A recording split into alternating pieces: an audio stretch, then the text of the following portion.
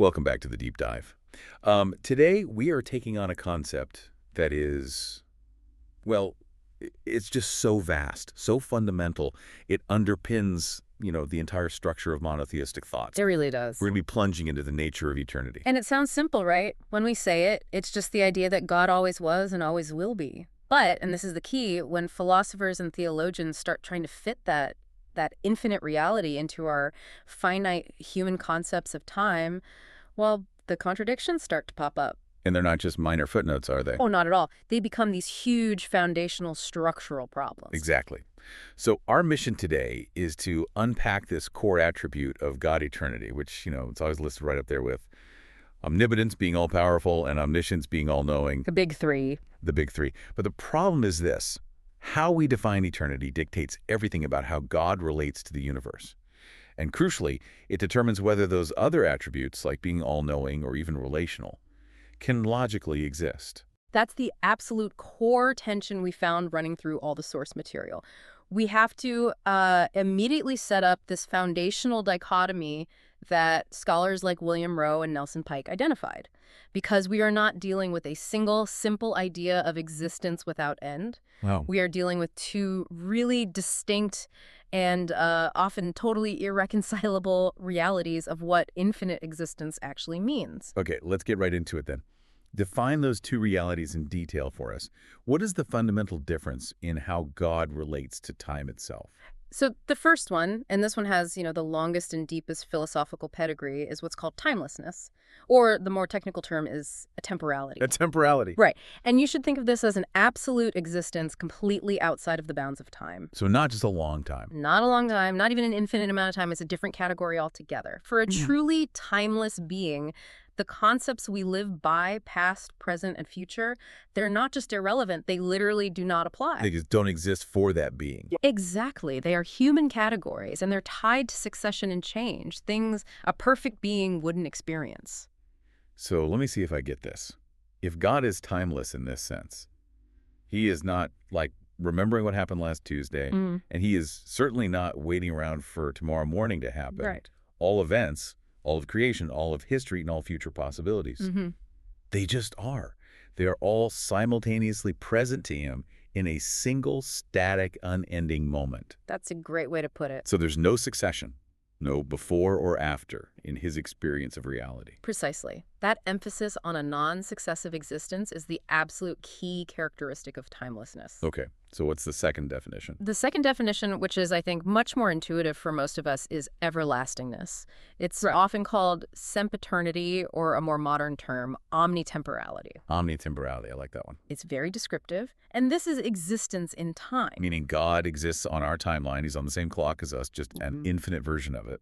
Exactly. He exists on the timeline, but it extends infinitely in both directions for him. So under this view, God has already existed for an infinite amount of time in the past. He exists right now in the present with us, and he will continue to exist for an infinite amount of time into the future. So he exists in all time dimensions. He is omnitemporal. Yes, all of them, past, present, and future. And the sources are really careful to point out there's one single point of agreement here, right? Yes, and it's an important one. Both conceptions, both timelessness and everlastingness, agree that God's existence never terminates. It never ends. Okay. The entire philosophical fight rests completely on whether God experiences sequence, duration, and change alongside his creation, or whether he stands utterly, completely outside of it. So is God in time, or is God outside of time? That one question, and that question immediately pulls us into some of the most famous, most difficult philosophical debates concerning God's nature, because it forces us to re-examine what it even means to be all-knowing. Okay, let's unpack this. This brings us to section 2, the philosophical conflict. What happens to God's traditional attributes, particularly omniscience, if we commit to that first definition to timelessness? This is, the battleground staked out by thinkers like Nelson Pike, William Rowe, and Stuart Sutherland. Right, and Nelson Pike, he kind of introduces the challenge by asking a very pointed question. Can God logically be both timeless and all-knowing? So he sees an immediate contradiction there. A potential one, yes. And he hooks this question to the age-old philosophical problem of foreknowledge and human freedom. This is sometimes called the problem of fatalism. Right, the classic paradox. If God is truly all-knowing, then he must possess foreknowledge. So God knows right now with absolute certainty what specific action I will take next Tuesday at 3 p.m. That's right. And Pike argues that if God has that total knowledge of that future action, then that knowledge is a necessary, eternally true fact. It has to be true. Because God can't be wrong. God's knowledge cannot be mistaken. So the action you will take next Tuesday is, in reality, the only thing you can do. It's a settled fact, almost as if it's in the past. The past of God's knowledge, anyway. Which means my ability to choose freely to do something different is what's severely limited. Or outright eliminated. It's a huge problem for free will. So that knowledge, having been known eternally, makes my future action necessary, which basically eliminates my freedom of choice.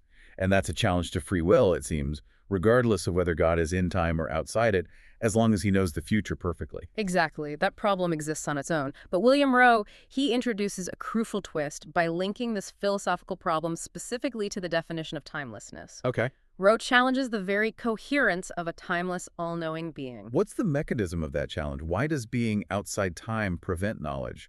It feels like it should do the opposite. It does feel that way, but Rowe points out that if God is truly timeless atemporal, then God would not know what a person is planning to do before they do it.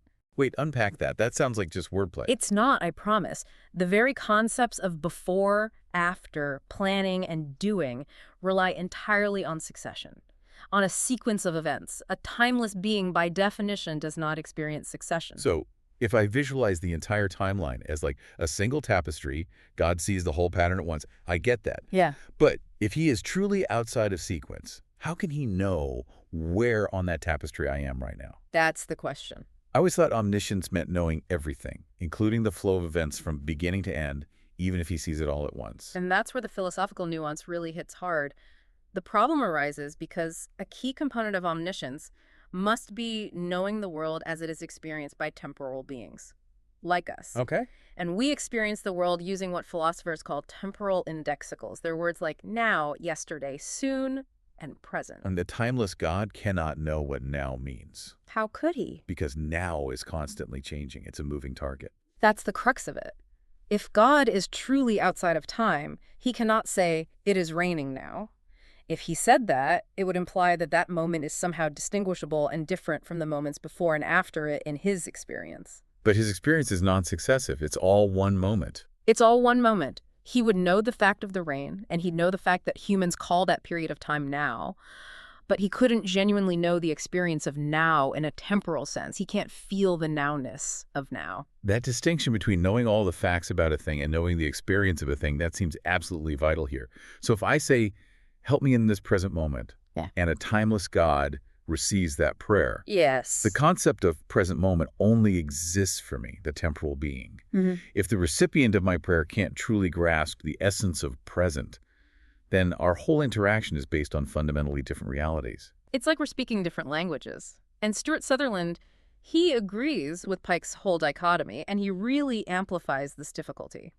He argues that the logical consequences of timelessness are, well, severe for the concept of omniscience. How severe? Sutherland argues that if God is timeless, there are entire categories of temporal knowledge that are simply inaccessible to him. Okay, tell us what those inaccessible categories are. What can't a timeless God know? Specifically, Sutherland concludes that a timeless God cannot know what is happening now, what will happen tomorrow, or what happened yesterday. Because all of those are relative terms. They are entirely dependent on a temporal location relative to the observer. If God is not located in time, those locations are meaningless. It would be like asking a map to tell you where you are right now without telling the map where you started. The map has all the data, but it doesn't know you're here and now. Wow. Okay, if that argument holds up, it means that the classical definition of divine perfection, absolute timelessness, it fundamentally limits what God can know about the sequential, moment-to-moment reality of his own creation. That is a profound trade-off. It is. And this limitation, ironically, it actually solves the initial problem that Pike raised about free will. How so? Well, if God's knowledge is non-sequential and non-foreknowing in that deterministic sense, if he doesn't know my tomorrow as a settled, immutable fact, then I am truly free to choose my actions. I see.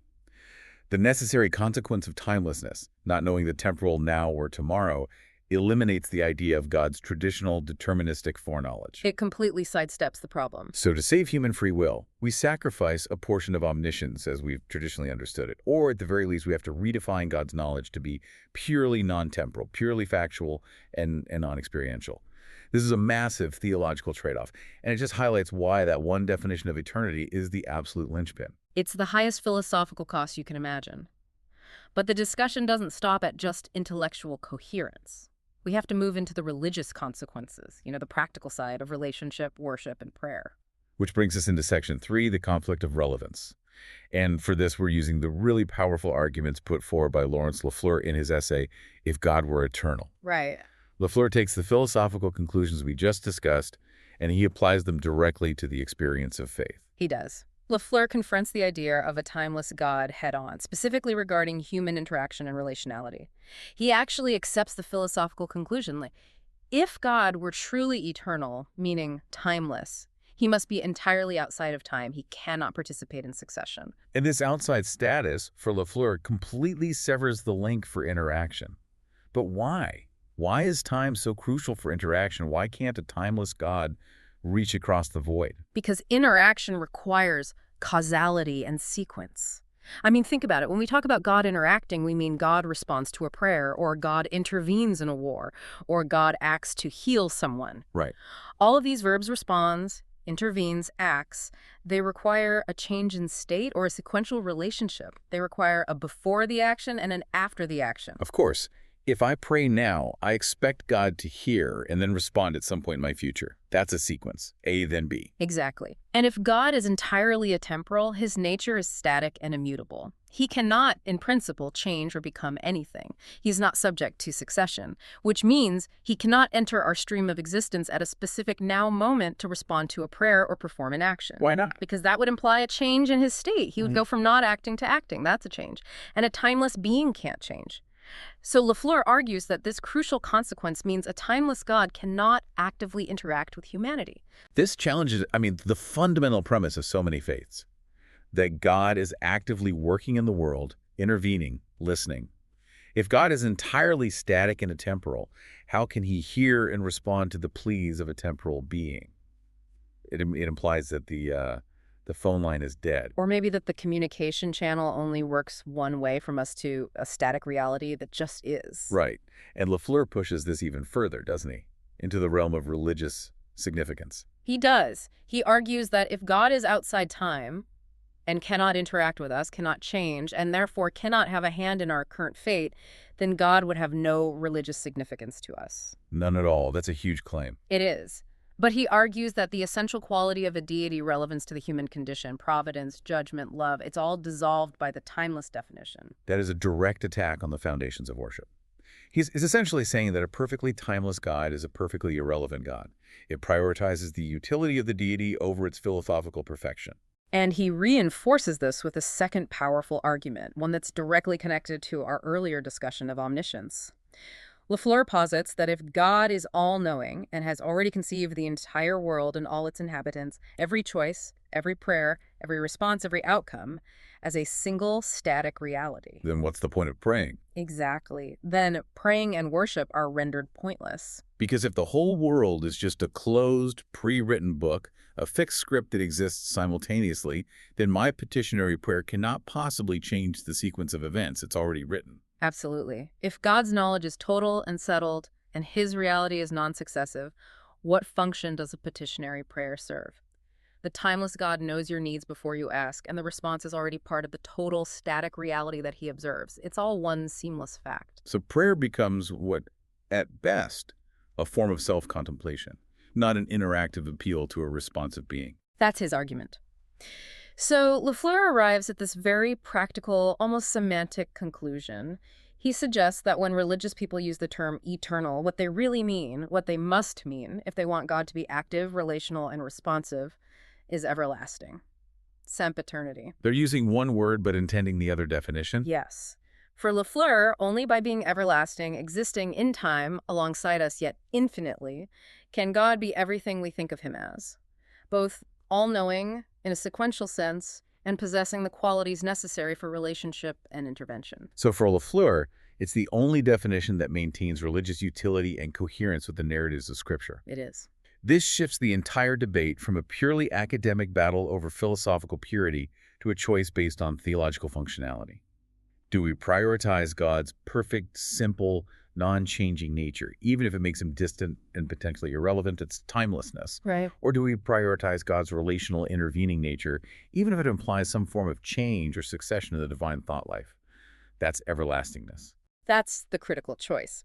And this leads us perfectly into Section 4, where we can look at how Christian theology has attempted to synthesize these ideas, or in some cases, definitively choose between these options, recognizing the massive cost inherent in either decision. Okay, so first we have to acknowledge the difficulty inherent in looking to the foundational religious texts themselves.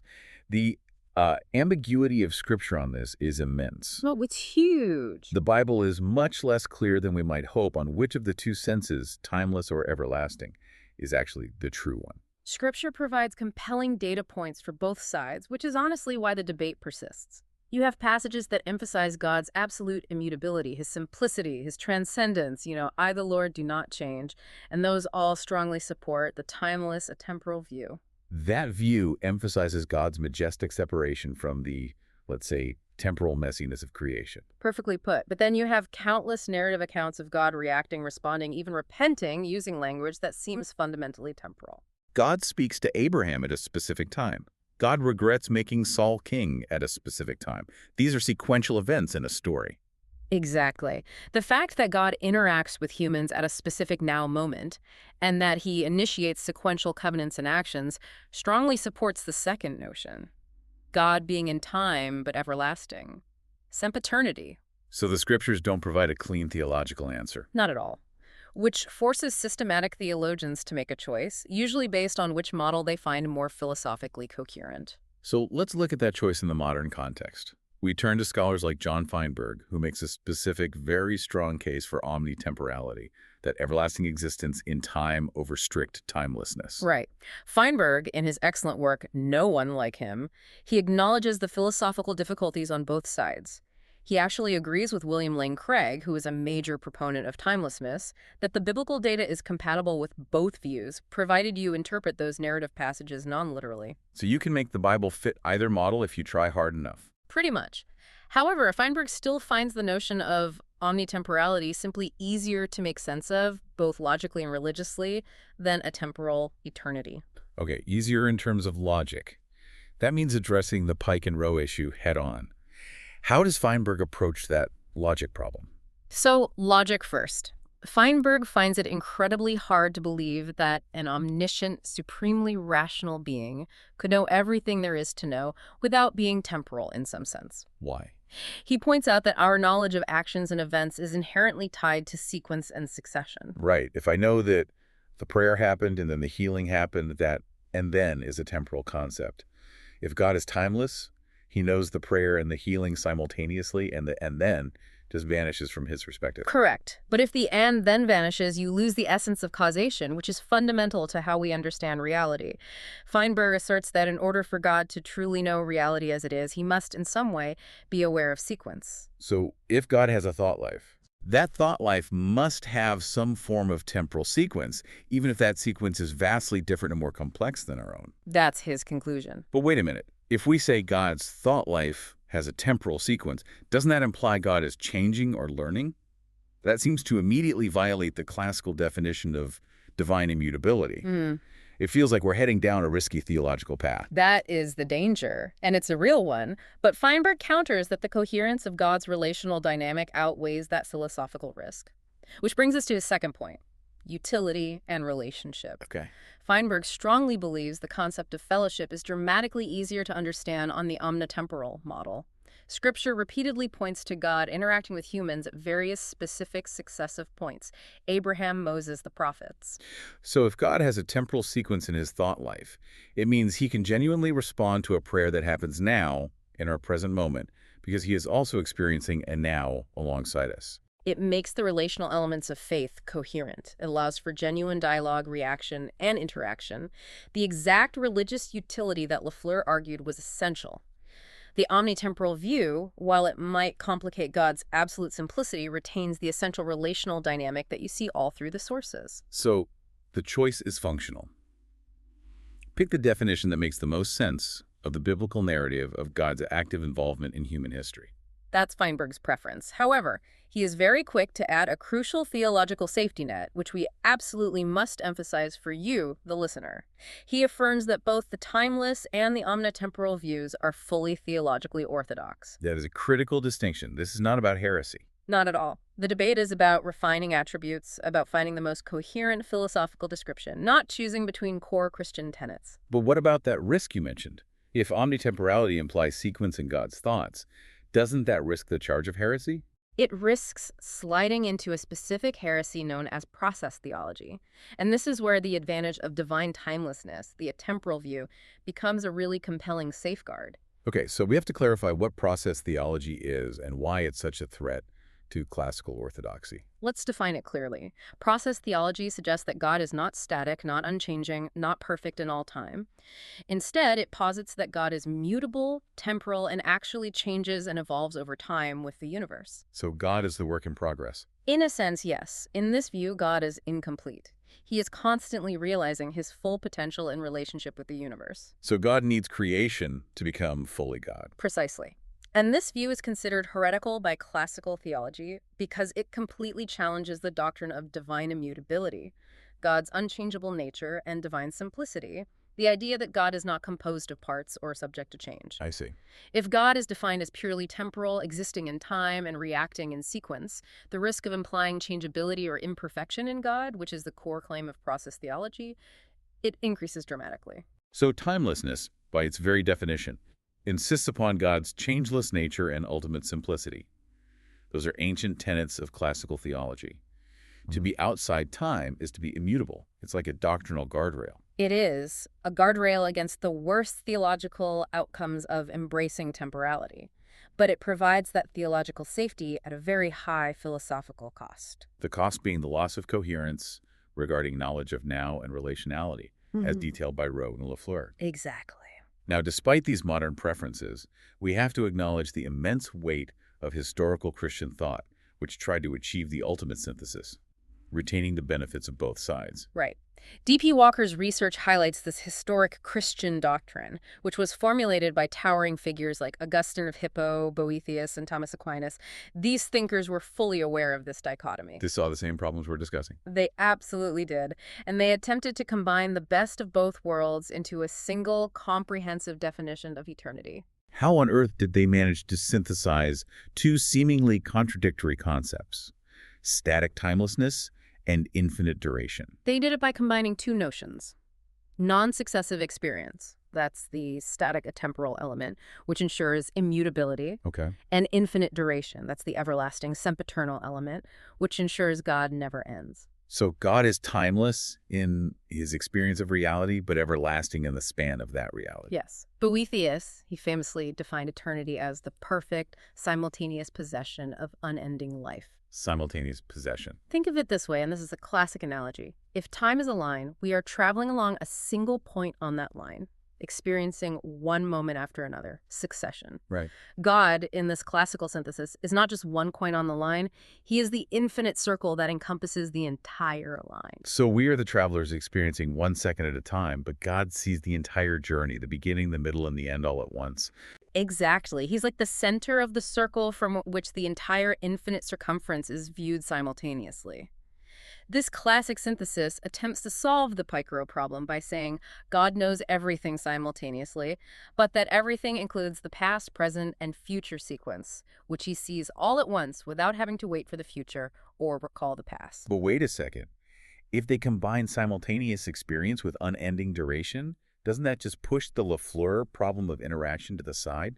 If God is fundamentally non-successive in experience, how is that temporal bridge ever crossed? That is the hardest knot to untie in classical theology, and critics like Lafleur would argue it ultimately fails.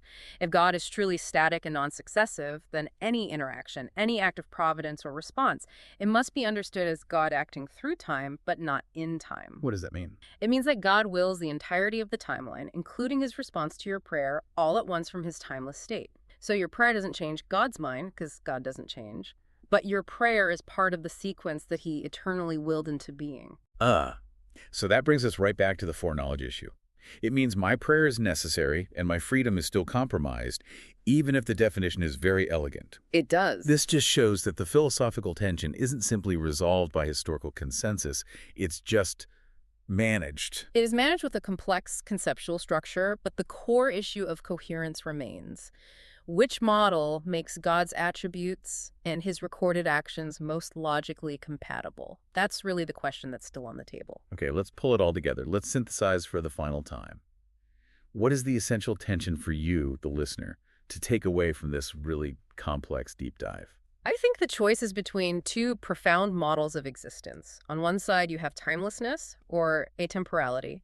This model prioritizes God's utter perfection, his simplicity, his immutability, and it acts as that safeguard against theological heresy. But the cost is internal. A huge internal cost. It creates these severe philosophical difficulties regarding knowing the temporal now and engaging in genuine relationship and interaction with humanity. And then on the other side, we have everlastingness, or omnitemporality. And this one prioritizes God's relational nature. It makes sense of the biblical narratives of response, interaction, and providence. But the cost there is that it skirts dangerously close to implying mutability or change in God, which risks that slide toward process theology. So we've seen the philosophical heavyweights Pike, Rowe, Sutherland, highlighting that timelessness undermines knowledge of now, which paradoxically allows for human freedom. Then we saw Lafleur arguing that this very distance renders God religiously irrelevant. And we noted Feinberg's theological preference for the relational omnitemporal model, even while he confirms that both models are completely orthodox. It's a debate where the definition of one single word, eternity, has these staggering foundational implications for everything from free will and the nature of causation to the effectiveness of personal prayer.